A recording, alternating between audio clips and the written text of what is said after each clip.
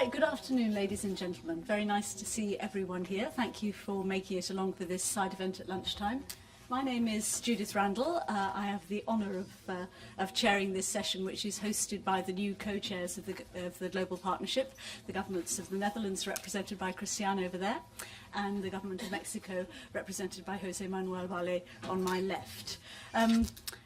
It's a pleasure to chair this session, not only because I was at the Global Partnership in Mexico, and Mexico City was a very nice place to be, and we had the honour of hosting a very interesting roundtable on the data revolution with the government of Mexico, but also because I thought at the Global Partnership meeting you had a sense of change really happening.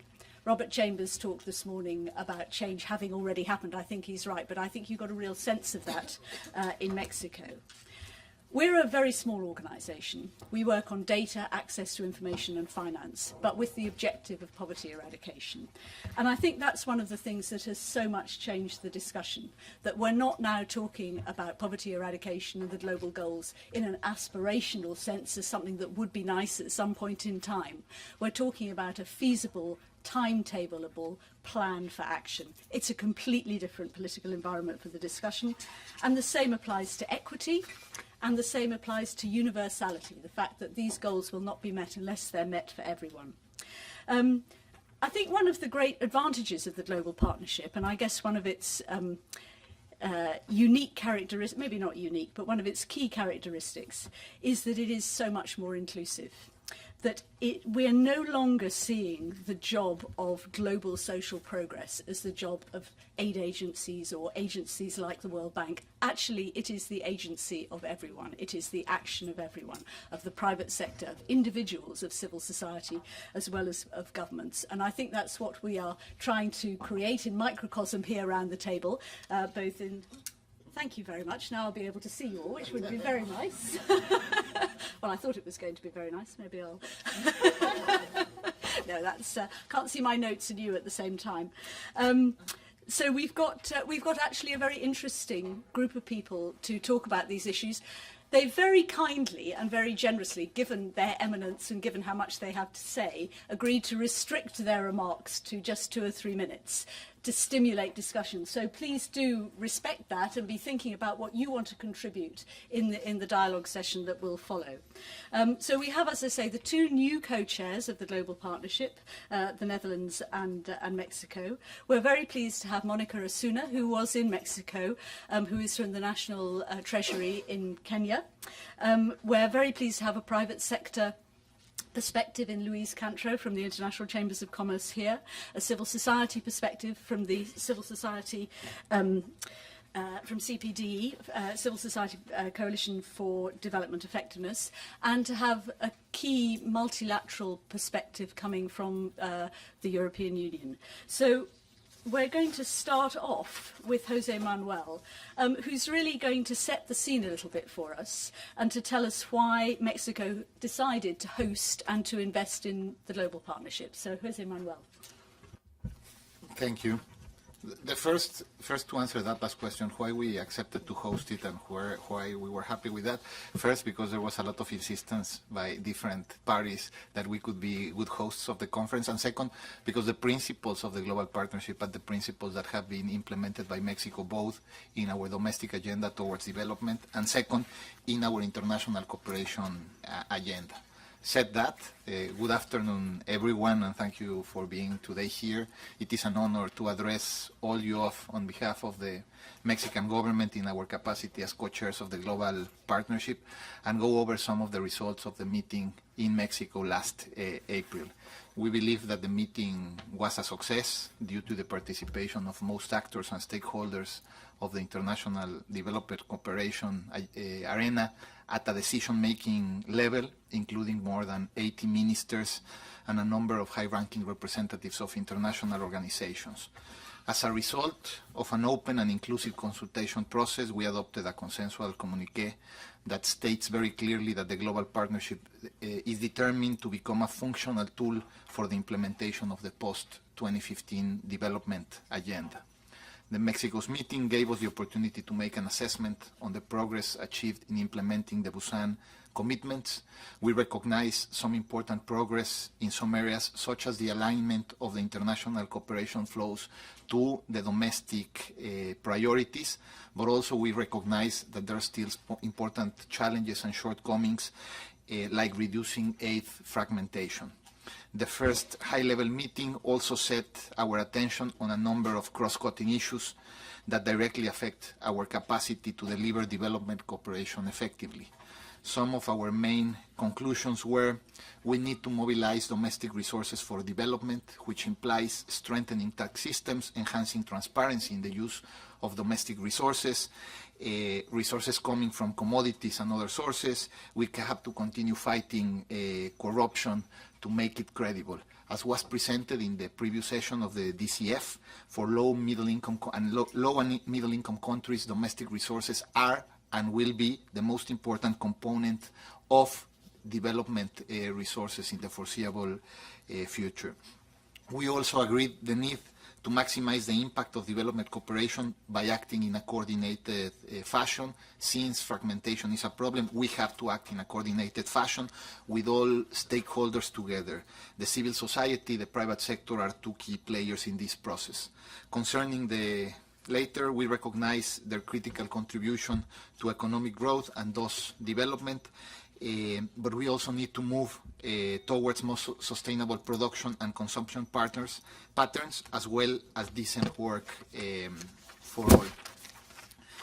We also discussed the importance of South-South cooperation and middle-income countries in the new development architecture. That's something that I will go deeper a little bit later. After successfully organizing the meeting, we are reaffirmed about the potential of the development effectiveness process to bring all relevant stakeholders to the table and mobilize the necessary political will to move forward. Our goal is twofold. First and foremost, the core business of the global partnership is to make development cooperation on the ground more effective and to increase its impact by ensuring the implementation of the principles of national ownership, mutual accountability, focus on results, and inclusive development partnerships.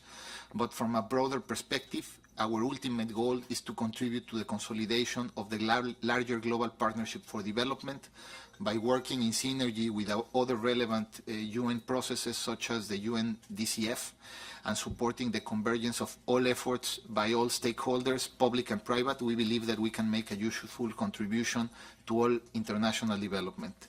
International development cooperation can only be understood within the context of this post-2015 development agenda as part of the means of implementation, and this is where the contribution of the global partnership should focus, providing a link between the what and the how, producing concrete and measurable results at the country level in a pragmatic and action-oriented way, producing real behavioral change and measurable changes on the ground. The global partnership can go beyond the high-level meeting in Mexico and become a driver for actual improvement in the way we give and receive development cooperation to achieve maximum impact and a laboratory for best practices that can be scalable and exportable. Thank you. Thank you very much. You've certainly packed a lot into your intervention, which will stimulate the discussion. I'd like now to move on to Klaus Rüdeshauser, who's the Deputy Director General for Development Cooperation at the European Commission. I'd particularly be interested in your sense of the challenges around implementation and the link between the what and the how that were raised just now, but please feel free to prioritise the things you think the group need to hear. Thank you very much, Judith. Let me just make 5 very short points. First one, we considered the meeting in Mexico a real success, not only because it showed that the partnership could mobilize a lot of people, but let me just give you 3 dimensions. The first one is we had a real mobilization of civil society, private sector, and local authorities. That was shown by the many events that were done by stakeholders of this partnership. So I think that was a real positive aspect. The second one was a very strong engagement of the developing countries, and I will come back to that. And the third one is that I thought that the partnership has positioned itself very clearly, and I think that's very important. it became very clear that this is not about defining policies. This is how you implement decided reform policies. No. This is about how to implement reform policies that are decided elsewhere, that are decided by the government. And so this is, I think, the real positioning of the partnership, how to do things that have been decided, how to implement them best. The second point is that this was a very honest meeting in the sense that there were monitoring reports. The EU did its own monitoring report. The OECD UNDP Secretariat did a monitoring report, which was a very honest report, and which did show that there is still quite a bit of unfinished business. So everybody was reminded and everybody accepted, basically, yes, there is still a lot of unfinished business. Certainly the EU and its member states are taking this very seriously.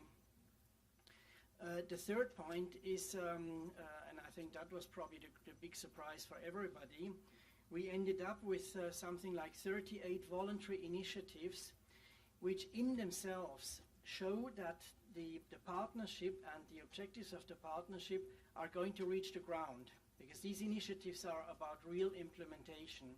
So this shows that this partnership is not a talk shop, but that people are committed to actually really do things and make a difference. And I would say the fourth point, which is very important, this monitoring mechanism that I just mentioned is something that we can use elsewhere, that we can bring to other fora. And in fact, that leads me to my fifth point. One of the challenges of the partnership will be to make a valuable and recognized input to the post-2015 agenda, and I think there is a very good potential for that.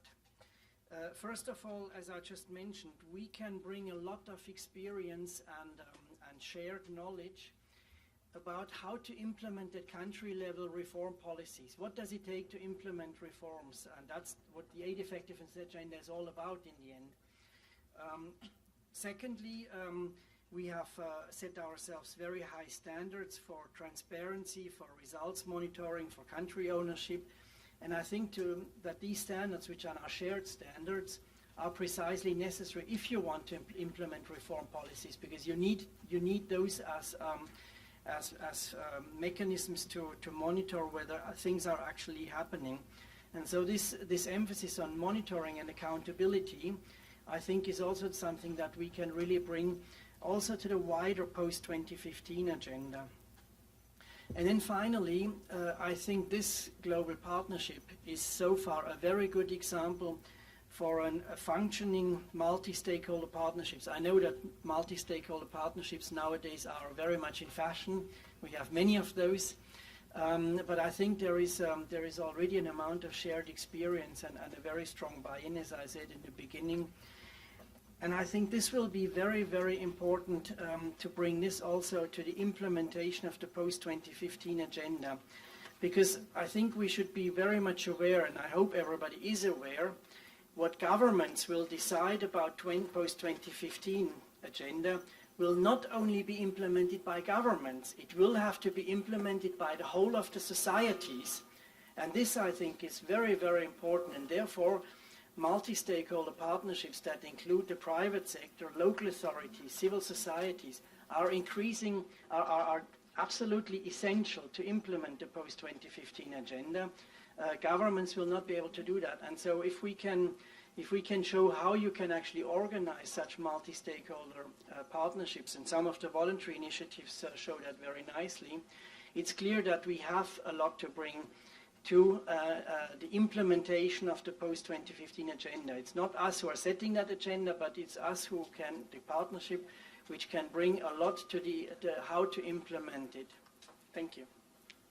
Thank you. That seems to me to segue extremely neatly into Louise, where we are looking at what the private sector now is actually engaging with, not purely at a rhetorical level, but in terms of increasing impact and achieving better implementation of some of these objectives. Okay. Thank you very much. Well, I thought I would start out with full transparency, I was not in Mexico, but many of my colleagues were, and I'm going to start out by telling you how the private sector has been engaged in the lead up to Busan to where we are today. In the lead up to Busan, representatives from many of the global business organizations, the International Chamber of Commerce, also by way of introduction, I'm the permanent representative to the UN for the International Chamber of Commerce. And ICC has had consultative status at the United Nations since 1946. So we have been following the intergovernmental processes and working with a full range of funds and programs at the UN since that time. In the lead up to Busan, representatives from the about 4 or 5 of the global business organizations, the International Chamber of Commerce, the International Organization of Employers, IOE, BIAC, the World Business Council for Sustainable Development, formed an informal group that met regularly to work with the elaboration of the outcome document in Busan, and to draft a public-private statement, which has become, in a sense, the core of how business sees its engagement in this space. We were extremely pleased, actually, to have been asked to be part of Busan. Because we feel we have something major to contribute. So we were extremely pleased with the language, especially paragraph 32 of the Busan document, which I think needs to be constantly reviewed and to be cited. The 3 important elements of our engagement in the global partnership are around these 3 areas: to engage with representative business organizations to improve the regulatory and administrative environment for the development of private investment, to enable the participation of the private sector in the design and implementation of development policies and strategies, and further develop innovative financial mechanisms to encourage private investment. For us, at the core, it's about creating the enabling environment so that business can be a constructive partner in development. It's about creating the areas around the rule of law, governance, so that to create the environment so that the conditions to attract foreign direct investment, but to also provide the opportunities for the domestic private sector to become the engine of development. We were extremely pleased with the Mexico communication, which puts the communique from Mexico, which puts right front and center business as a partner in development. And the language, again, in section 2E, which business as a partner in development, again, articulates all the elements that we feel will be necessary. So we have a seat on the steering committee of the Global Partnership, and again, this informal group is providing the substantive input to that. We have created some of these voluntary initiatives coming out of Mexico, where we feel it's going to be critically important. Before you can have public-private partnerships, which, as Klaus has indicated, is becoming all the vogue, you need public-private dialogue. And you need that at the national and local level. And we're already working on providing some kinds of roadmaps for government to how to navigate that. It's getting together the right actors domestically and foreign investors. But it doesn't happen overnight, and there are some best practices and some guidelines that we think that we can contribute to the process. And another voluntary initiative that I know that we'll be working on is doing some pilot hubs to show how you go from public-private dialogue to partnerships to actual outcomes. I'd just like to finish up by saying, where does this fit in terms of the international dialogue and the global dialogues that are going on for a post-2015 development agenda? Again, in 2000, when the MDGs were elaborated, there was scant mention of business or the private sector. Now we're seen as an integral partner in terms of being the engine for economic growth, for economic empowerment. And in terms of means of implementation, again, what the private sector can bring in terms of innovation and technology transfer and the whole range of issues is figuring in the whole discussion here at the Open Working Group on Sustainable Development Goals, on issues around sustainable development financing. It will be about domestic resource mobilization. And again, it's how do you get that domestic private sector to be able to be the job creator. It's about SME growth, and it's about all those enabling conditions so that the SME sector can grow. I do believe that language is important, and it's now at the member state level. And if we can get some language in terms of how the global partnership will figure into implementation, I think that that would be a valuable next step. So I think that all of our connections with the member states, so that they know exactly how the global partnership can contribute, will be extremely valuable going forward.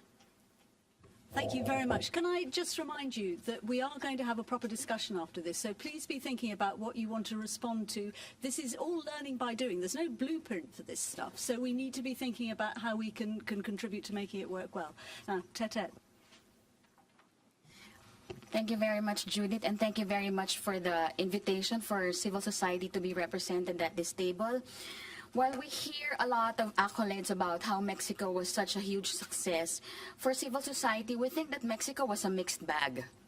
You know, on one hand, the global partnership was commendable in engaging on a wide range of development actors in the spirit of multi-stakeholder dialogue and inclusivity. We also feel that civil society attempts to advance inclusive and equitable development paradigms that genuinely respond to the needs and interests of the people remain barred.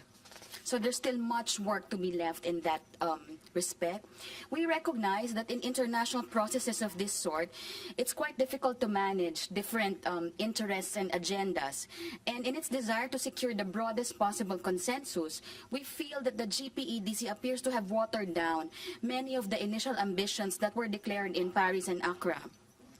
The HLM reinforced concerns that we are moving towards ever greater emphasis on the private sector role in the post-2015 development agenda, which we feel is quite incompatible with the stated commitment to inclusive development.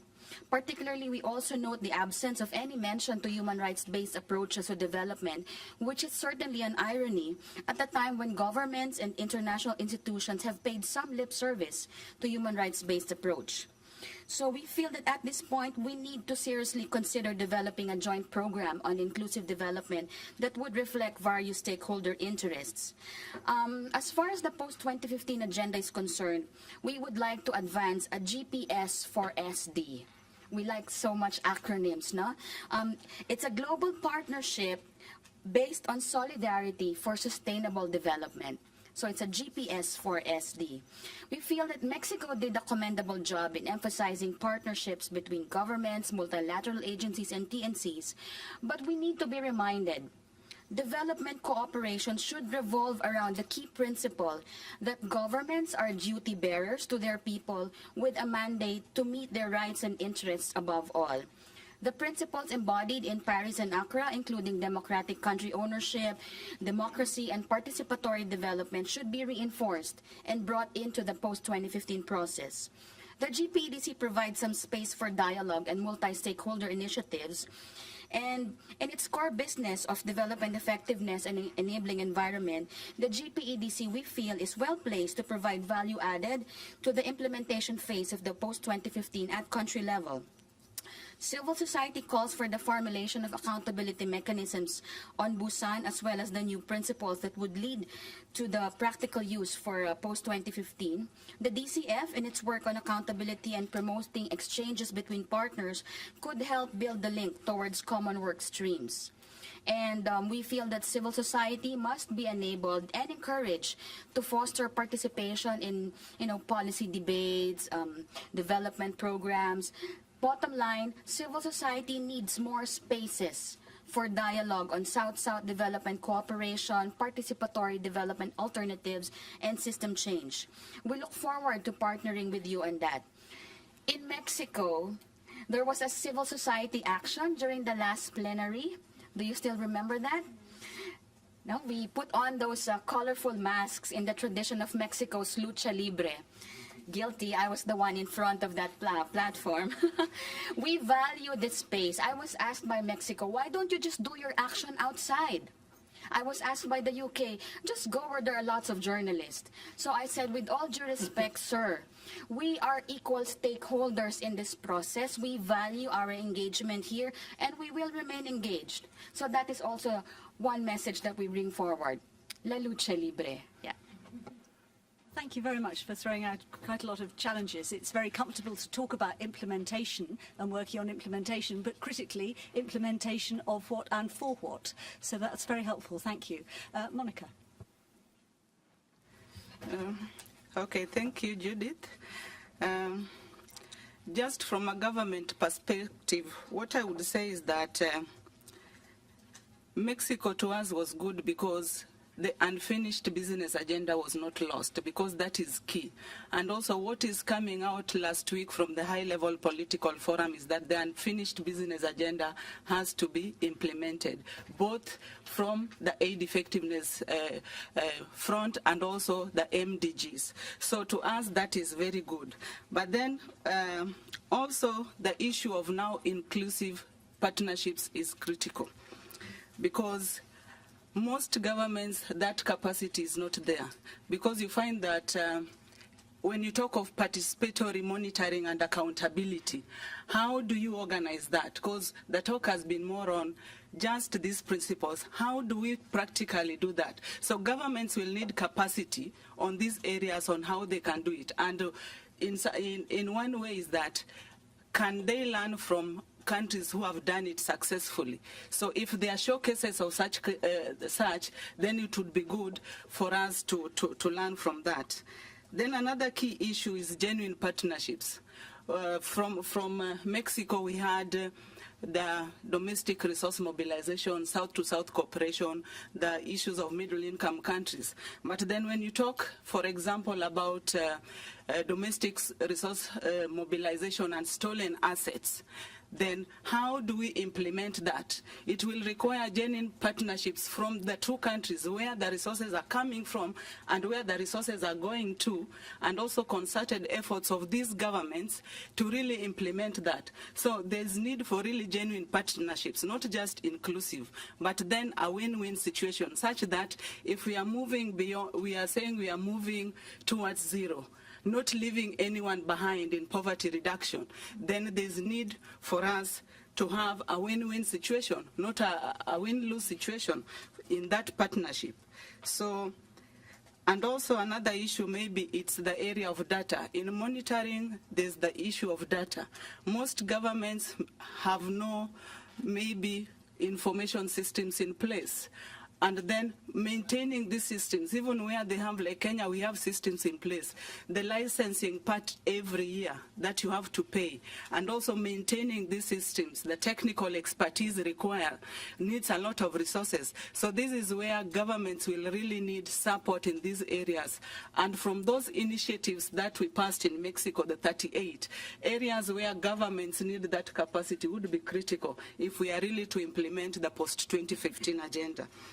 And also in that area of data collection also, you find that most governments also, the national statistics which are mandated to collect this information, at times some data is collected every 5 years. Like for example, for Kenya, the poverty data was collected in 2006. There's no updated, we are in 2014. So if you want to use the 2006 data to make decisions post-2015, it will really not be some true picture on the ground. So issues of capacity building in terms of financial support in those areas would really be critical. And also in the area of going forward with the DCF and the global partnership, what I see is that the mandate of the global partnership is really expanding post-2015, because if you take now, we'll be having more than 8 goals for post-2015, because the debate has been about having 17 goals right now, which are being discussed. So if you talk of 17 goals, and also the support from those, getting the financial support or cooperation, and then monitoring all those at both the global level. I think there's going to be expanded mandate of the global partnership. And also in terms of inclusivity, what we've heard is that the monitoring has been between the DAC members. But if we are talking of a unified and universal agenda, how do we bring other players, the private sector, the civil society, not just in creating an enabling environment for them, but also bringing them into that monitoring and accountability. So I think going forward, those are issues that we should look. How does that work going forward? Thank you. Thank you very much indeed. There's too much to respond to there, so I'm going to move straight on, if I may, to Jose Manuel, who's going to feed back on the middle-income country and South-South cooperation discussions. Thank you. Thank you. Clearly, those two items in the agenda were items that were crucial for Mexico as well as for other countries, and that's why we insisted. We insisted in having them in the agenda, and then to be careful to manage to getting results from there. I think that regarding knowledge sharing, South-South and triangular cooperation, it was made quite clear that South-South cooperation is no longer limited to technical cooperation and knowledge sharing, but has greatly diversified and increased both its volume and its impact. We need to recognize the emergence of the South, that means more, that more developing countries are able to share their experience in an horizontal manner. We have to be clear that it is different and it cannot be measured in the same way than North-South cooperation is measured. Both traditions can converge and strengthen each other. Triangular cooperation is an example, an excellent example of this. Today it was released the white paper of China that they are cooperating with 5 billion per year during the 2010-2012 period. That makes them the 10th largest donor according to the DAC data. That's not bad. Traditional donors began providing cooperation when development was already there. And if we see the indicators of traditional donors when they began, they were very different in the 1960s than the ones we have in the middle-income countries today. Regarding the middle-income countries, the main message was that we need to stop thinking in terms of country lists that are backed solely by income indicators, because in a world as complex as today's world, we cannot longer understand development through an average income lens. If Bill Gates entered that door now, with less than 80 people here, we will all be billionaires in average, because we will all have $1 billion on average, and that's clearly unfair. That cannot be done towards the future. So we will insist in that, and with that example that was provided by a Caribbean Prime Minister and was really good. We need to ensure that development cooperation reaches all those that need it, and advances in developing countries are not hampered by losing access to favorable international regimes and conditions when they graduate as middle-income countries. It is true that we have to maintain the focus on countries that are in the most vulnerable situations, so as at least developed countries and countries in situations of fragility, but we have to ensure continued support of the international development community to those countries that might benefit from the exchange of international experience, best practices and capacity building, and access to international funds for development in favorable conditions. This is the case for middle-income countries. Development cannot be understood in the post-2015 development agenda only as poverty alleviation. It might be the most important component by far, but we cannot think that development is only that, because if we think that, then we will have no countries where we have poor people, but we will have a lot of countries facing amazing development challenge, beginning with income inequality. Music to my ears. We can't see poverty eradication as an alternative to other things. It's an addition to other things. We need both. now, you may be wondering why you haven't heard from Christian. That's why he's taking the luxurious position after the debate of giving his remarks, benefiting from the depth of discussion that we're going to have. I have a couple of people that I'd like to call from the room first of all, because I think they've got particular things to contribute, and then I'd like to open it up. So please do be thinking about what you'd like to say, and we'll be taking contributions in groups. I think there have been some very strong themes that have come through this about the what and the how, but also about the acceptance of the central organising principle of the global goals. Now, admittedly, we haven't finally decided them yet, so there may be less consensus when we have, but that is a very important thing because it allows this organising principle to exist around all of these different dimensions that people have been talking about. So before opening it up completely, I would like to invite Celestine Ketchep-Cortez, who is the mayor of Baganto in Cameroon and who is a leader of the United Cities and Local Governments, an extremely important issue in terms of the wider partnership is looking at government not just at national level, but very much at local level, as has been echoed by a lot of the participants. So I'd like to invite you to contribute to the meeting, please. Thank you very much, Chairperson. Good evening, everybody. I'll try in English. I'm from Cameroon. We are bilingual, so I'll try to make myself understand. So I want to thank you very much to continue giving us local and regional authorities opportunity to bring in our contribution for post-2015 agenda. I was not like you, Madame, in Mexico, but we were well represented by the Lord Mayor of Lyon in France, Deputy Lord Mayor, Mr. La Ferrière Hubert Julien, who participated into 2 main sessions and made the advocacy on the role and importance of local and regional authority in the development. And it is very important at this important moment, this critical moment where we are making evaluation of the result of the Millennium Goals, and we are trying to shape a new architecture post-2015.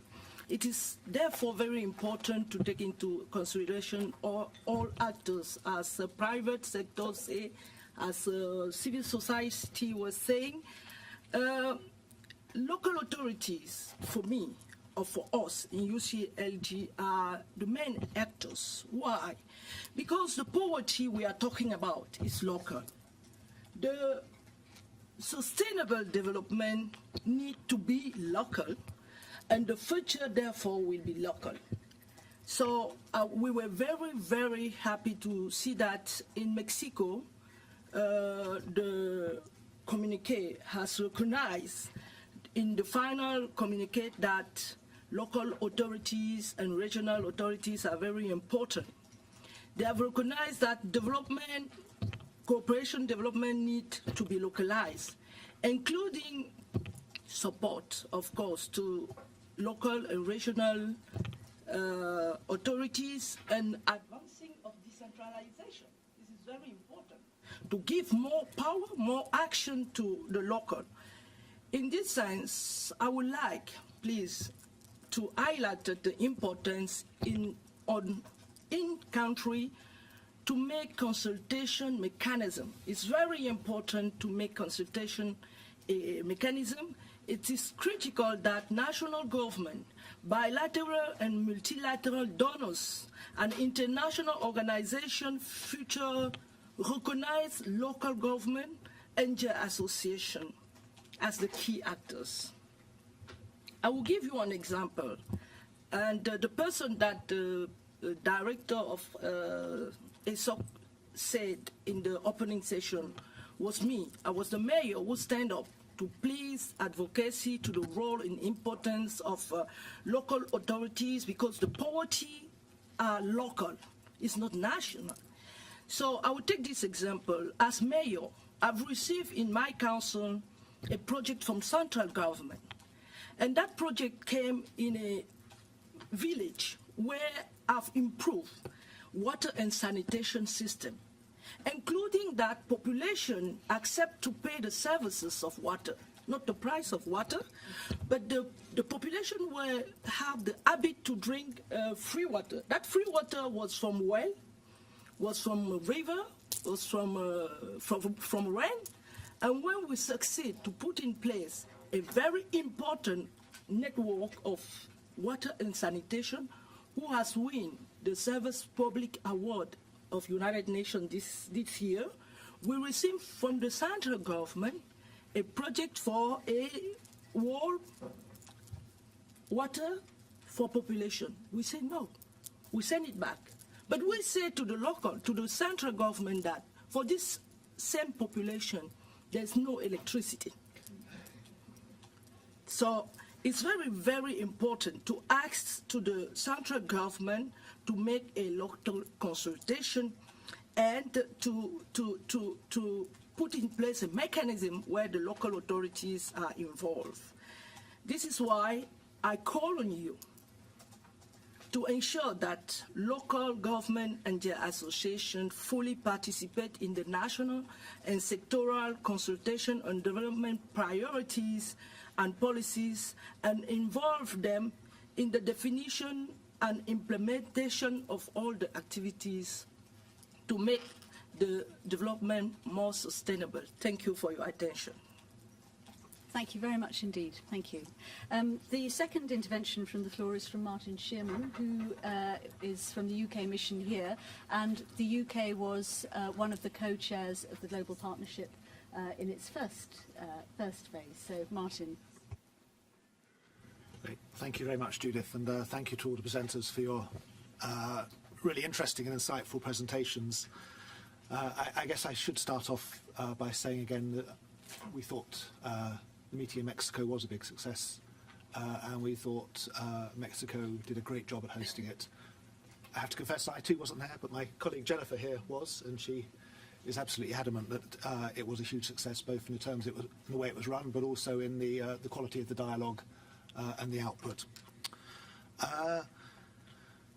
We were very honoured to be a co-chair at the time, and we certainly wish all of the new co-chairs all the very best for this. There are one or two things I'd like to pick up from on people's presentations, because I thought there were some really important points there. I thought this point about data that Monica raised is incredibly important. I think this is going to be absolutely fundamental to making a success of the new development agenda. You know, we're talking a lot about the goals and targets at the moment, what they might be. We're talking a lot about the means of implementation and what that might be. But of course, being able to know whether we're making progress everywhere and for all groups, whether women are making as much progress as men, whether disadvantaged groups are being included, will be absolutely fundamental to the success of the new agenda.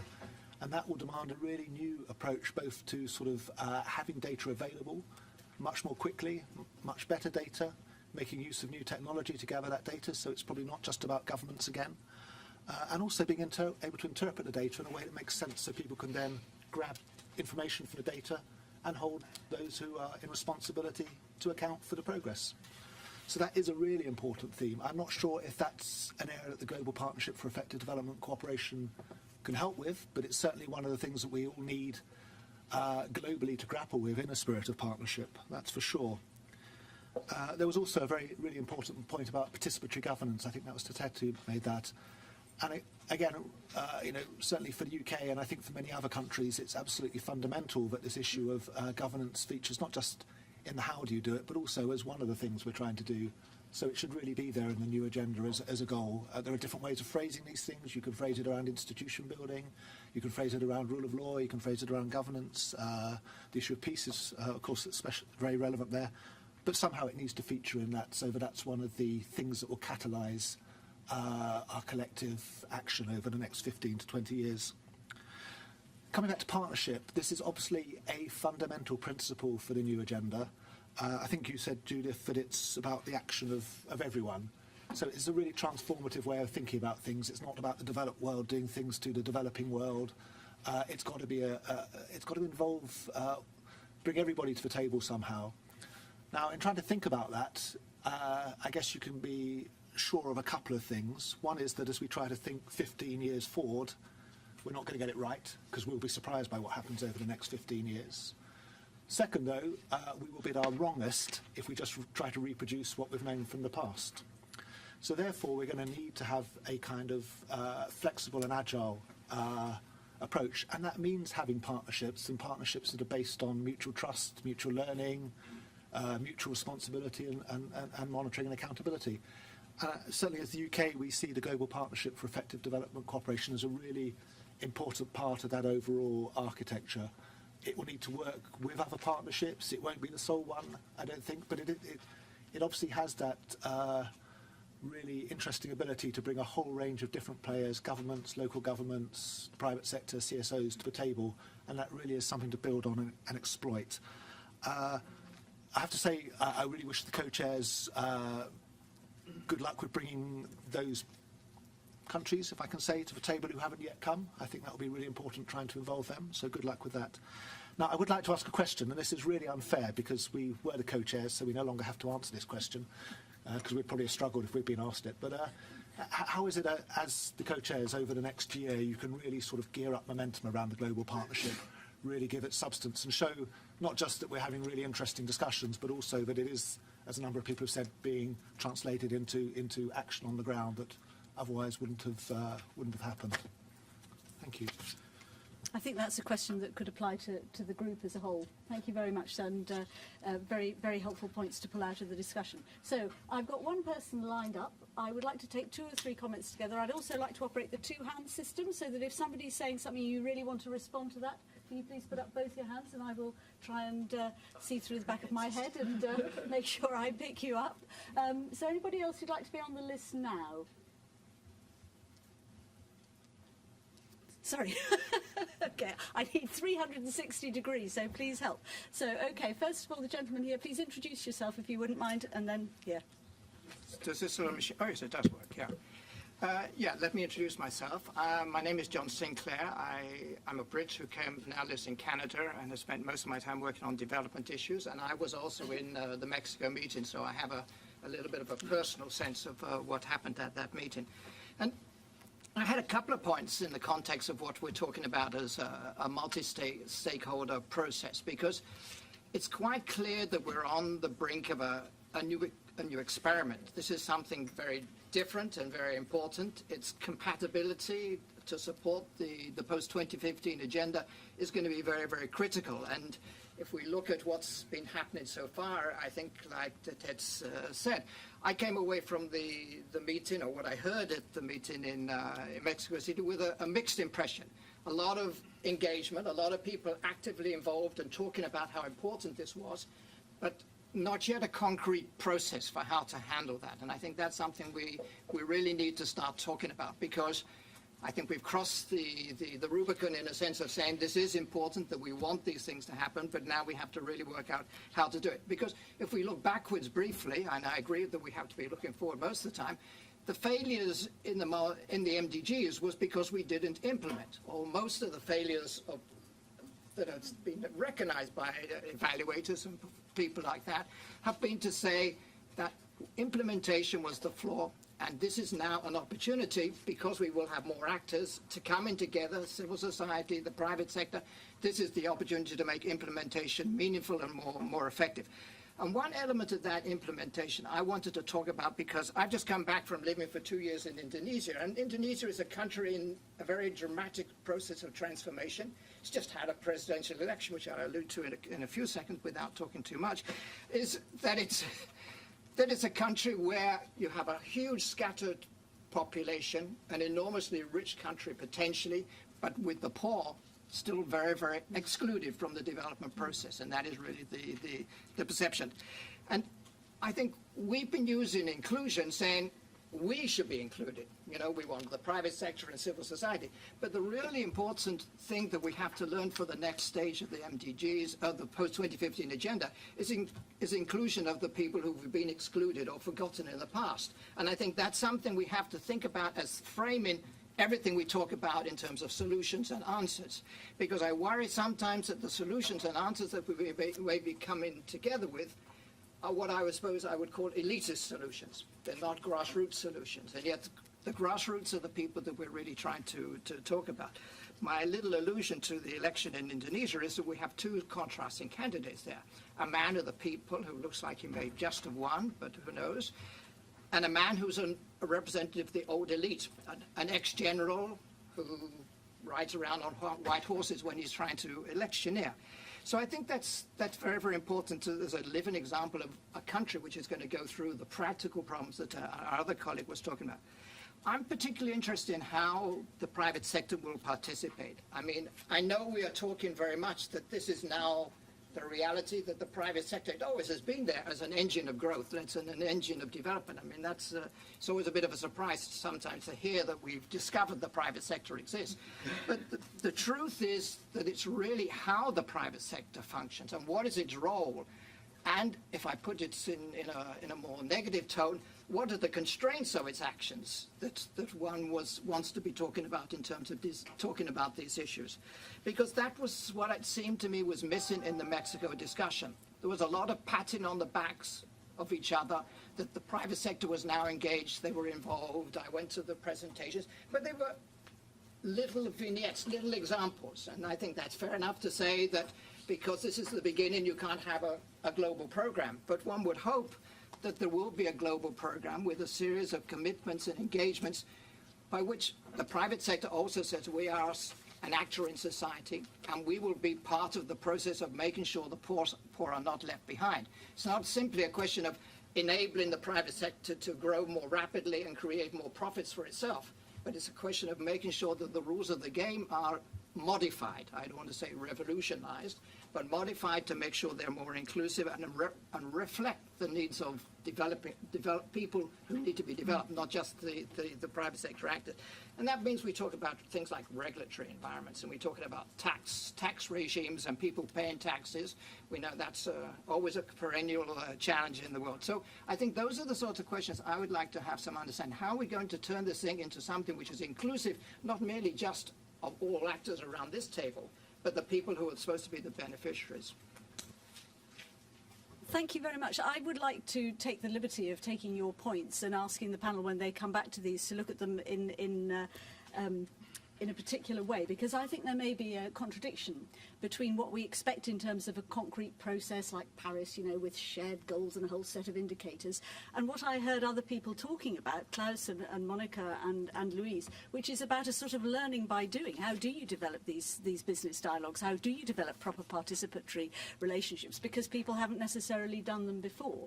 And so I'm interested in that tension, but also what do we think the enablers are that would make that happen? So Martin raised one, which is data.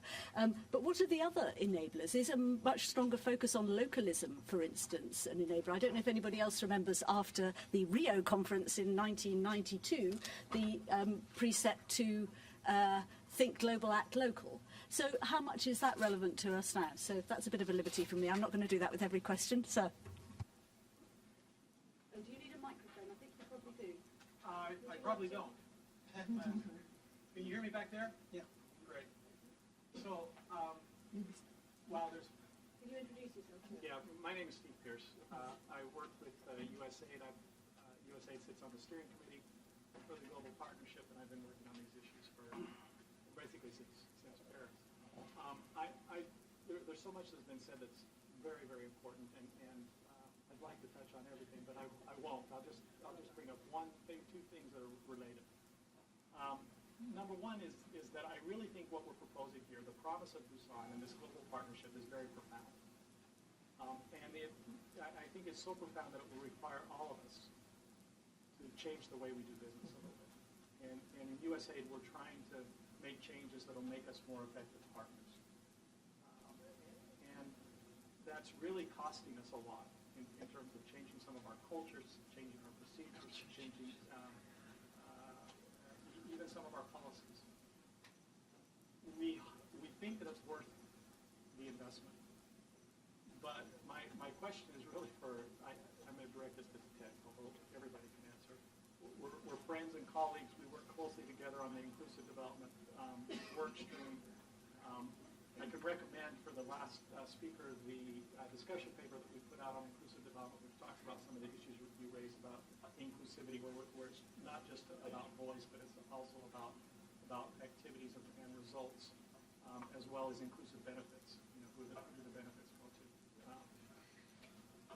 But this partnership now that we've launched, I think, and I'll personalize this, and Tatet won't mind because we're friends. But I have to tell you that the incident that you referred to actually kind of hurt my feelings a little bit.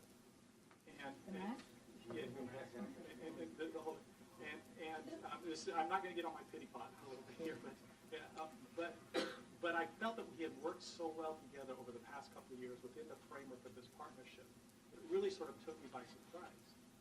And I think the way that I would want my partner to treat me, and the way I would want to treat my partner, is if I had a concern, I would make that known and see if there's ways that we could fix that concern within the framework of the partnership. And I was caught off by surprise, even though, as I said, I consider the people who helped organize the event, which I thought was very entertaining on the one hand, but then when I got thinking about it, I thought, man, I'm really sad here, because I didn't feel that, I guess I felt that there was more trust involved in the partnership than what I saw. And I would have liked the opportunity, and I recognize that there were some concessions made, but I sometimes wonder, USAID is having to change so much to make us better partners. I think we all have to change our terms of engagement. And coming from a CSO background, I understand that there are limited options sometimes within the community, or they feel that there's limited options. I think this great experiment that we're on, which is an alternative to the legalistic, structured way that we normally do things in this building, is about developing new types of relationships. And I feel that we have that type of relationship. I feel that we have that type of trust that would allow us to work within this partner framework. And the incident, and I just provoke you a little bit, because the incident for me felt like I went back to the 90s. Felt that I used a mode of expression, and to be fair, it was also used in Paris in 2012 when we were setting up the global partnership. So I wonder if there's possibilities within the partnership that we can develop more of a corporate point of view, where we all share. And I understand power differences and everything else, but I do think that if we want to make this work, however we get to the partnership, from wherever we come from, we're going to have to change. And we're going to have to learn to put some of our interests, whether it's on transparency and accountability, concessionality, whatever it is, we're going to have to learn to sacrifice some of our interests in order to get this greater global good. And forgive me for using that as an example, but it sort of makes my point about how we need to change to make the partnership work. Thank you. Well, I think Robert Chambers would be very pleased if he could hear us in this room, since we're talking about relationships and personal. The P for personal has come into the discussion. I think that's very, very interesting. Thank you. Other people who would like to make an intervention at this point? Ernan. Thanks very much. My name is Ernan O'Cleary from Irish Aid. I just wanted to make one point, really, and leading to a question, and the point is about the role of partner governments in leading effectiveness and leading the partnership, and demanding accountability from partners on performance. I think there's a lot. We're talking a lot about the value of the global partnership and the success of Mexico and what has been established and who's involved in it. But I think we need to recognise in a way that establishing the global partnership isn't really establishing the partnership globally, in a sense that the global partnership can't exist at a global level, at the level that it kind of seems to exist at the moment. The partnership, the global partnership, has to exist in countries. We've heard already about the importance of country-level implementation and action and impact and performance and good practice. And of course, everyone agrees that that's important. But if you think about what that really means, is, it isn't at establishing the partnership, the development cooperation partnership we're talking about at country level. It isn't going to be led by the co-chairs or the steering committee. It's going to be convened and led by the governments of the countries involved. And the question really for the partnership at global level is how to engage with those governments and how to support those governments to take leadership, to take initiative, to become enthusiastic about the partnership. And that's a question I wanted to ask because, I mean, to be honest, looking around the room, I don't obviously see too many representatives here of the governments, of the LDC governments who really should be the people interested in the key stakeholders in effective development cooperation and the key demanders of it. I'm not saying there are none, but there aren't very many.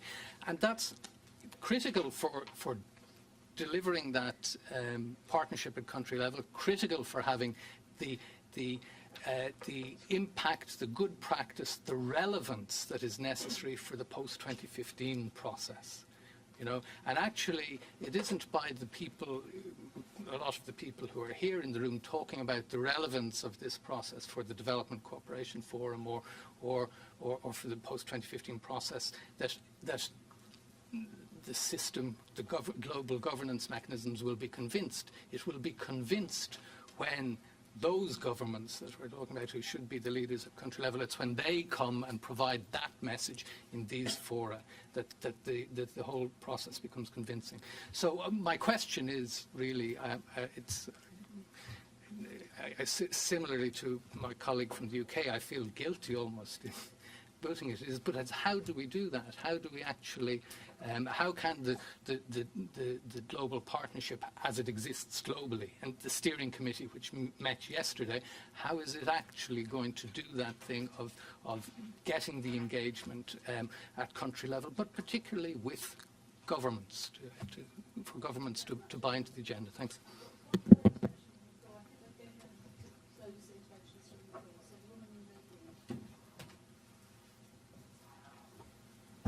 Thank you, Madam Chair.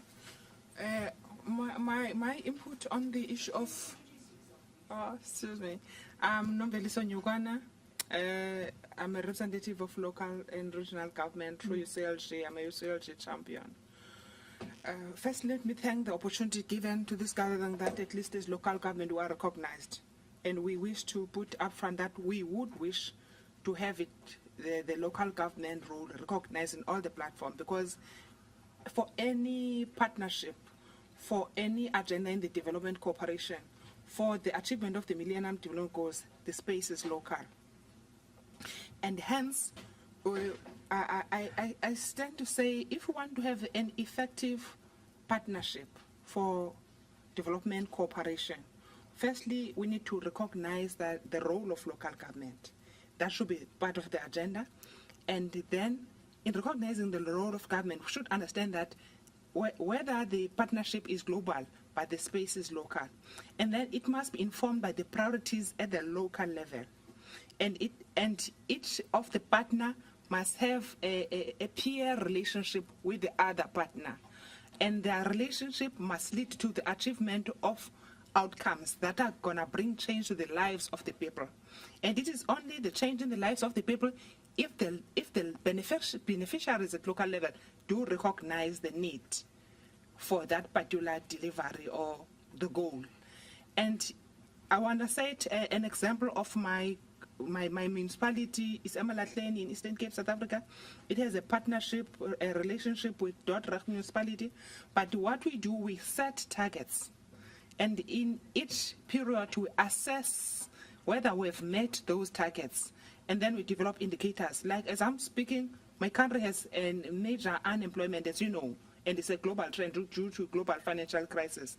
But we, in order to overcome that unemployment, which you know is not going to be short-term achievable, but we have prioritized local economic development with local actors, civil society, leaders of government, and all the ordinary people and even professionals, sharing, making inputs and what must be achieved. And if you want to make a better world for the people, let the local people, all inclusive, be the partners and actors in the development. And there must be an evaluation of the progress made each time. if I can make an example about my card, then you know that in the Millennium Development Goals, South Africa each and every year presents a report. Currently, as I'm speaking, there's 2013 report. We are able to see how far have you achieved each of the goals and why have not achieved those who have not achieved and what strategies are there. So let the global strategies find space in the local strategies. Thank you. Thank you very much. Thank you to everyone for those very helpful and interesting contributions. I'm going to, in a moment, offer the panel the opportunity to pick one thing that they would like to respond on. I apologise. Though there are some things that I think were very particularly aimed at particular expertise on the panel, so I hope some of you pick those. But actually, I would like to ask Christian first to give his reflections. Before he does, I'd also like to acknowledge the very key role that the Netherlands has played in transparency and in the International Aid Transparency Initiative, which is now also chairing along with the Global Partnership, and reflects very much on what Martin was saying about data as an enabler. So, Christian. Well, thank you very much. I'd like to make 4 points, and let me start by saying why, also answering the same question as you're posing to Juan Manuel.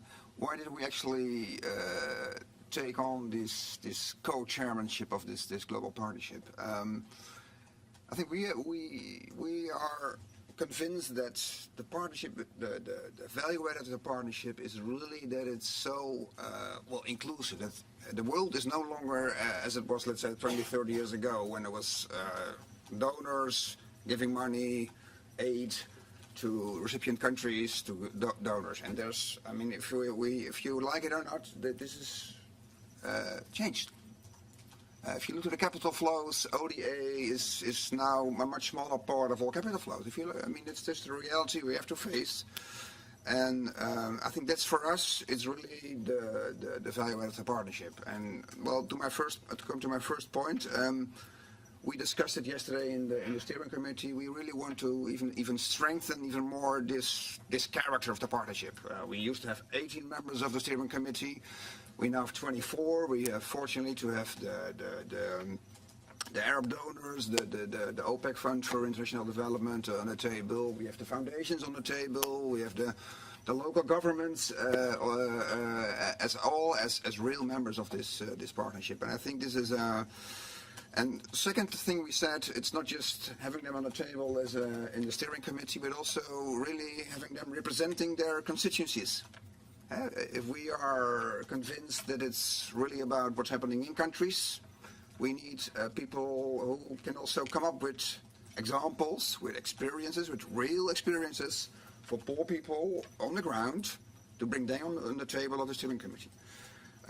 Thirdly, maybe on the character of the partnership, of this global partnership, is that we have a task to outreach even more to those who are not in Mexico. But we are convinced have something to share with us about their, and I'm talking about countries like China and India, but also about other groups who can be of relevance, of sharing their experiences with us. So that's one. So second, and some of you touched upon that, is that we're not about what, we're about how.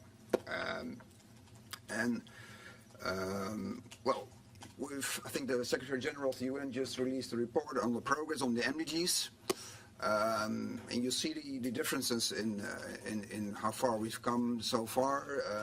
We've been able to reduce child mortality enormously. I think it's incredible.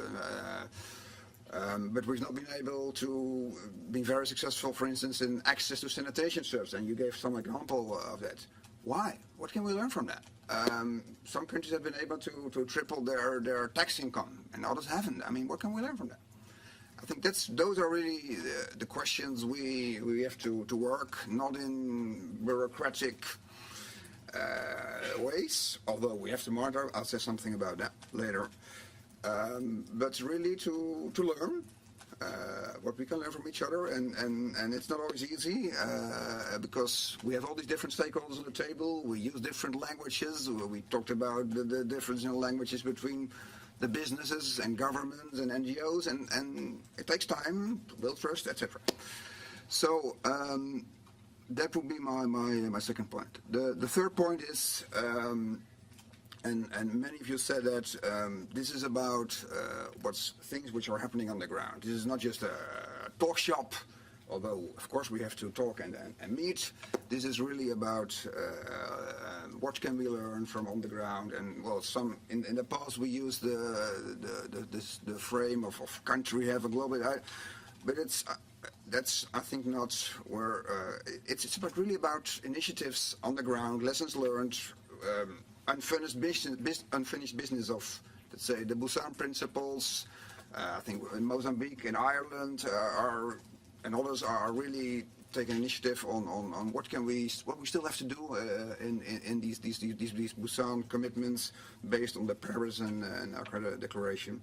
But many others have come up with great examples on the ground, whether it's the philanthropic engagement principles, what the local governments came up with, I think, as very concrete examples. The EU with everything the EU does in terms of joint programming. I think many inspiring examples are there. The business sector, the NGOs. So I think that's what we should focus on if you're talking about next steps to make it practical. And then I come to my fourth and my last point is that it's not just come up with the initiatives and learn, but it's also to hold each other accountable and ask questions. And why did we realize what we were promising to do? And it's not easy because if you need time to have the good dialogue on that and you build trust, etc. But I think that's really one of the value adds of this partnership, and we can bring to the UN as an asset, so to say, that we monitor what we are doing so far at country level.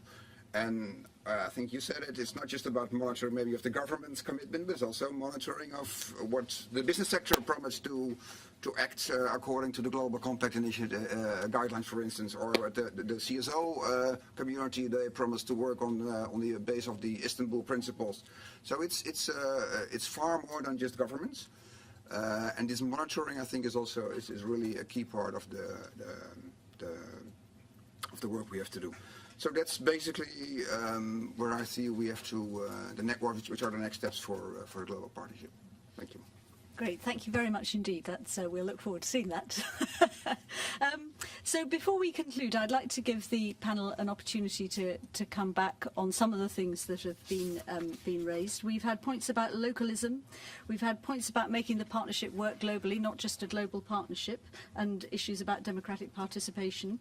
The tension between concrete steps and learning by doing, and relationships of trust and new behaviours. So if I may, I'm going to ask Jose Manuel to speak last, so that if there are things he wants to say about the future of the global partnership as well, that he has the opportunity to make that the last word. And I think we'll simply move from right to left, if that's okay. So Klaus, would you like to start?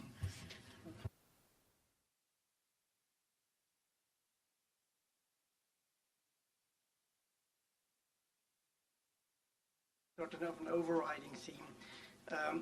I said that in my earlier intervention. These multi-stakeholder partnerships are something really new. And one thing which we have to recognize is that there is no clear set of rules how they work. So basically we have to invent the rules, and trust is as much part as many other things. And to give a very simplistic but probably very important rule for these multi-stakeholder partnerships is something I steal from someone who said it at the steering committee, which is, and that could be sort of a guidance for everybody, don't ask what the partnership can do for you, ask what you can do for the partnership. Monica. Okay, thank you. Maybe I'll just quickly give something like an example of Kenya in the private sector, because there was a question, how do the private sector engage? In Kenya, what we have is that they are not very active in our aid effectiveness forums because we have monthly meetings of the development partners, government and civil society, and also parliament, and also we have an annual retreat to review progress.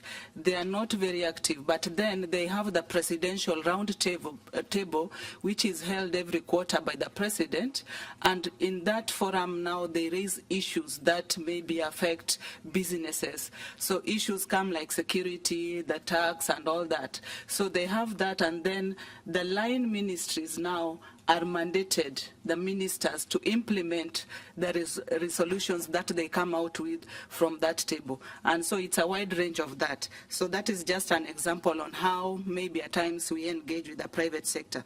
There was also a question on role of government, and the gentleman has left.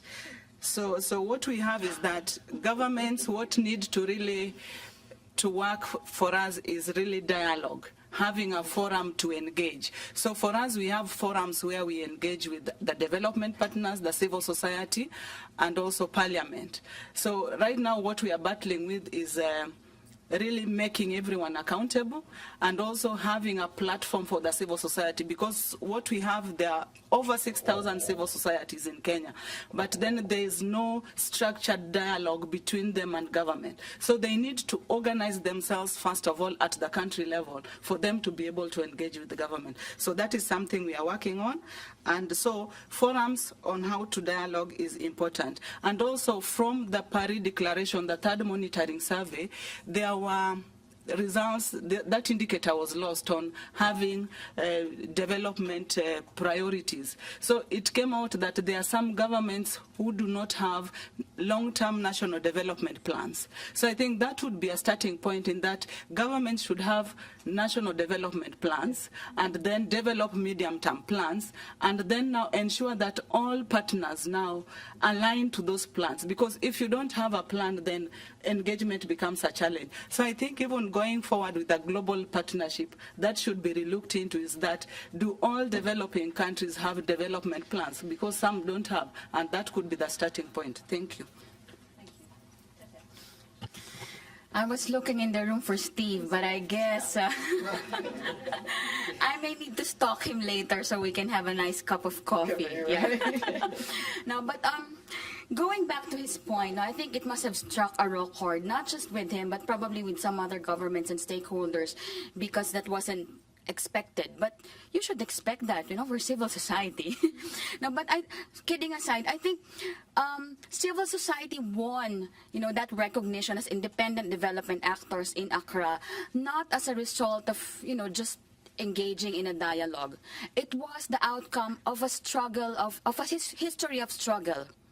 So we are coming from that background. We have won that concession that we are independent development actors by doing something, forcing our way, because we have been excluded in many of these processes.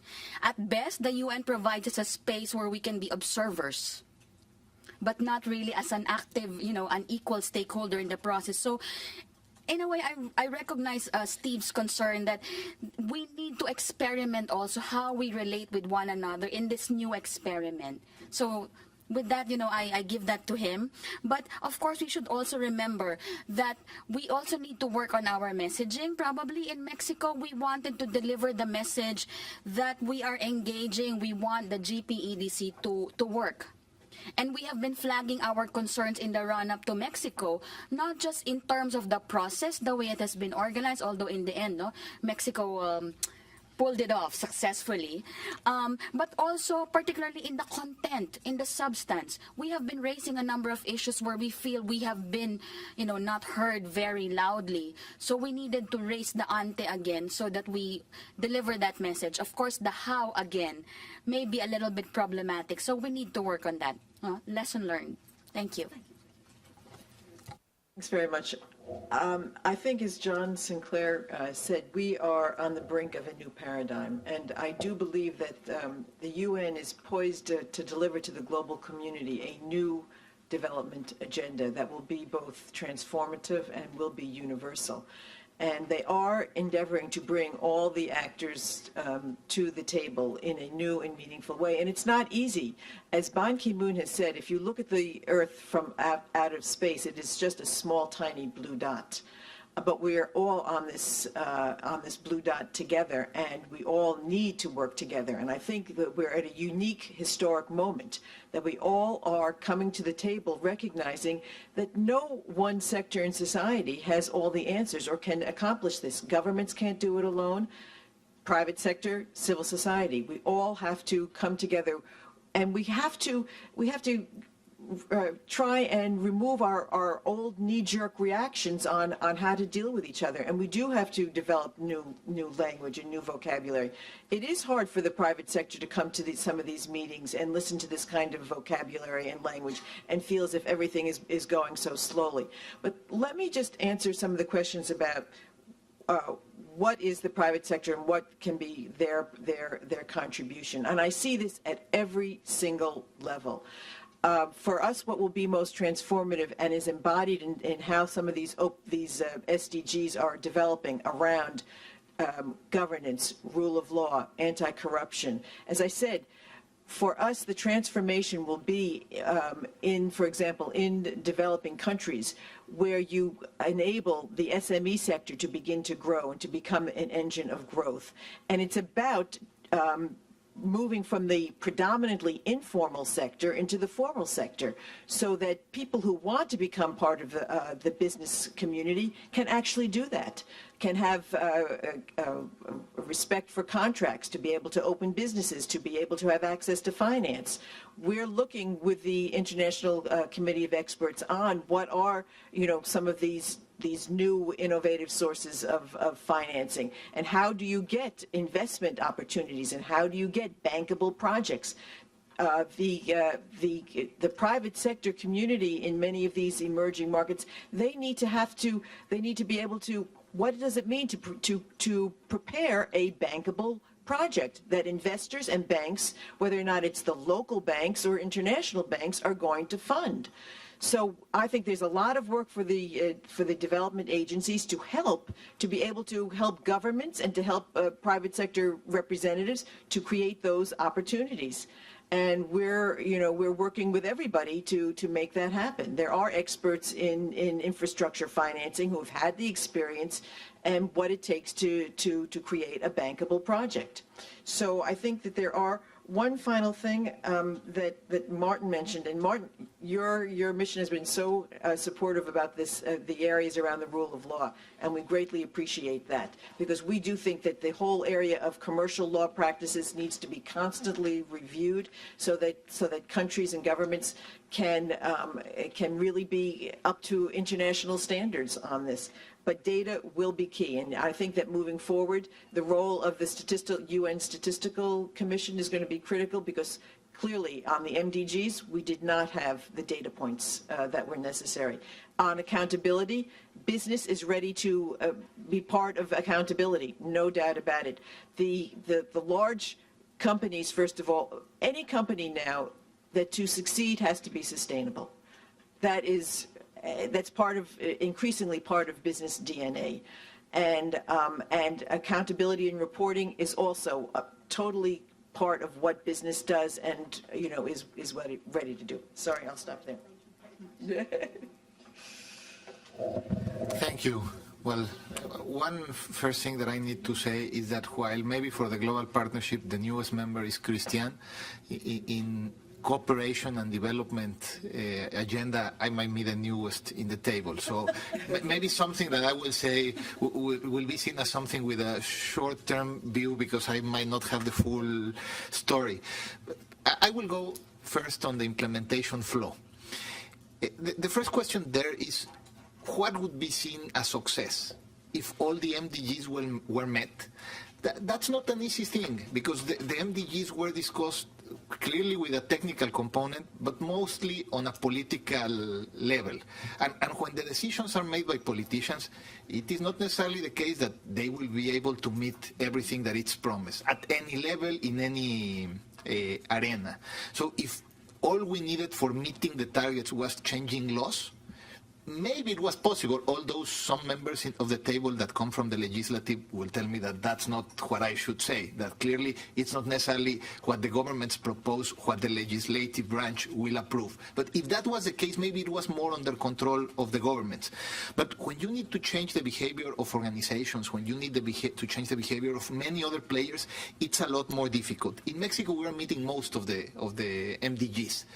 We are not still there. We created an office in the presidency to follow the implementation and the results. We share this experience with many countries. We are not there. And what comes up in the newspapers, we are not meeting the MDGs. So I think that's depending on how we see it. But what I do believe is that the way everything was set, first the goals, then the financing, and then how to do it, is not the way to go. This is not math, and the order of the factors do alter the final product.